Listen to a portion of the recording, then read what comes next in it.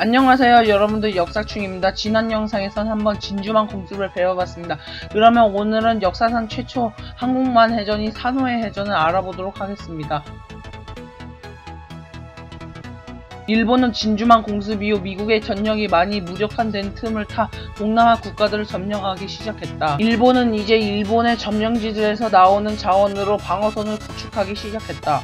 그리고 일본은 남태평양에 위험이 되는 오스트리아 북쪽을 침공하려고 했지만 일본은 그 당시에 중일전쟁에 많은 병력을 투입하여 오스트리아를 점령할 여유가 없었다. 그래서 1942년 4월 일본은 오스트리아의 물자 공습을 막기 위해 에모 작전을 세웠다. 에모 작전은 5월 3일까지는 둘라기를 점령하고 5월 10일까지는 포트 모레스비를 침공하는 계획이었다.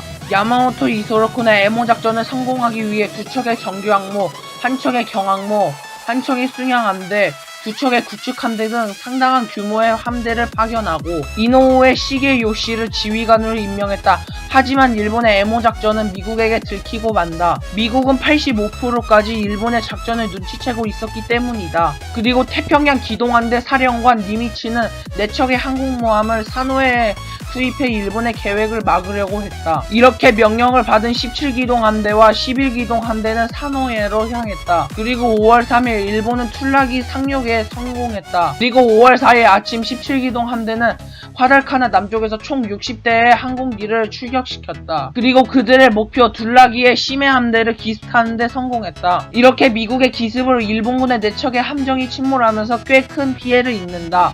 기습 소식이 툴라기에서 630km 떨어져서 급유왔던 다가기 함대에도 알려지자 다가기는 급유를 멈추고 바로 툴라기로 향했다. 그리고 17기동의 함재기가 일본의 정찰기를 격추하여 일본은 미국의 기동함대가 어디 있는지 짐작하게 되었다. 그리고 5월 6일 포트 모레스비로 오는 전함들을 오스트레일리아에 기지를 두고 있던 미국의 B-17 폭격기로 공격을 했지만 별 성과는 없었다. 그리고 오전 10시 일본의 정찰기가 급유 중이던 미국의 17기동 함대를 발견하여 즉시 이를 수뇌부에 알렸다. 하지만 플래처의 함대가 있는 지역은 구름이 많고 흐린 날씨여서 공격하기엔 불가능에 가까웠다. 이때 다가기 함대와 플래처 함대는 560km 떨어져 있었는데 일본군의 항공기에 최대 항속거리와 거의 딱 맞는 거리였다. 이하여 하라 주이치는 밤새 남쪽으로 내려가 아침이 되어 공격하려고 했다. 마침내 17기동 함대는 6시에 급유를 마쳤고 급유한 네오슈는 구축한 심지의 호위를 받으면서 딸려 보내졌다. 그리고 연료를 채운 플래처 함대는 로젤 제도로 향했다. 그리고 5월 7일 6시 미국의 17기동 함대는 일본의 함대가 북쪽에 있다고 판단하고 정찰기를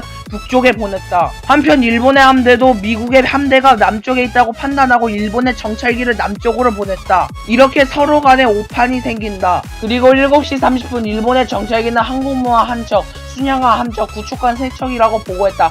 하지만 사실 그것은 항공모함이 아니라 급유를 마치고 내려가는 급유기 네오시와 구축함 신지였다. 이 보고를 들은 다가기와 하라는 의심 없이 받아들여 즉시 항공기 78기를 출격시켰다. 미국도 8시 15분 17기동 함대에서 보낸 정찰기도 에모 부대를 발견했다고 보고했다. 하지만 이것도 잘못된 정보였다. 플래처도 이 부대가 에모 기동 부대인 줄 착각하고 93기의 항공기를 출격시켰다. 그리고 10시 19분 미국의 정찰기의 파일럿은 기환했는데 그제서야 자신의 보고가 잘못됐다는 것을 알게 된다. 사실은 미국의 파일럿이 보고한 것은 항공모함이 아닌 순양함 2척과 구축함 2척이었다. 하지만 이것도 잘못된 정보였다. 거기에는 실제로 경함모 쇼호함이 포함되어 있었다. 그리고 9시 15분 다가기가 파견한 공격기들이 목표 지점에 다다랐다. 그들이 발견한 것은 미국의 항공모함이 아닌 구축함 심지와 급유기 네오쇼였다. 공격기들이 심지와 네오쇼를 무시하고 미국의 항공모함을 찾았다. 하지만 1시간이 지나도 미국의 항공모함은 보이지 않았다. 이제서야 정찰기가 급유기를 항공모함으로 착각했다는 사실을 알게 된 다가기는 크게 실망하였다. 어쩔 수 없이 다가기는 일단 심지와 네오쇼를 격침시키고 빨리 돌아오라는 명령을 하였다. 이하여 다가기의 명령으로 인해 4개의 함성 폭격기가 심지와 네오쇼를 공격하였다. 심지와 네오쇼는 폭탄 4방에 두동각이 났다. 네오쇼는 가라앉기 전에 플래처에게 일본의 항공기에게 공격을 받는다고 보고했지만 자신들의 위치를 알리지 못하고 가라앉았다. 그리고 10시 40분 일본의 경항공모함 쇼호함이 갑자기 나타나 미국의 항공기들에게 공격을 당하고 있었다. 결국 쇼호함은 침몰되고 말았다. 이 사실을 알게 된 다가기는 분노하였고 포트 모레 모레스비 상륙작전을 5월 12일로 연기시키고 미국의 항공모함을 격침시키라는 명령을 내렸다. 그리고 미국과 일본은 부정확한 정찰과 보고의 오류와 그에 따른 오판을 계속 저지르는 바람에 비행기를 출격시켜도 별 성과가 없었다. 5월 8일 아침 일본과 미국은 서로 위치를 확인하고 서로 390km 떨어진 거리에서 공격기를 출격하기 시작했다. 일본은 69대의 함재기, 미국은 79대의 함재기였다. 10시 30분 미국의 폭격기가 일본의 항공모함 상공에 도달했다. 그리고 폭격기보다 느린 뇌격기는 10시 57분에 도착했다. 그리고 이들은 쇼카쿠로 돌진하였다.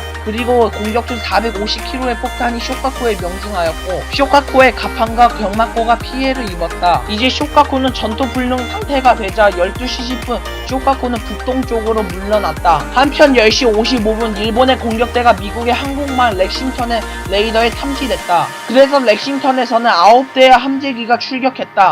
하지만 일본의 공격대는 미국의 함재기의 상공으로 지나갔다. 그리고 14개의 일본 내격기는 렉싱턴을 집중적으로 공격했다. 그리고 나머지 내격기는 요크타운을 노렸다. 그리고 11시 20분 렉싱턴은 일본의 폭탄을 맞아 화재가 났고 요크타운은 반철갑탄을 맞아 승무원이 몰살당했다.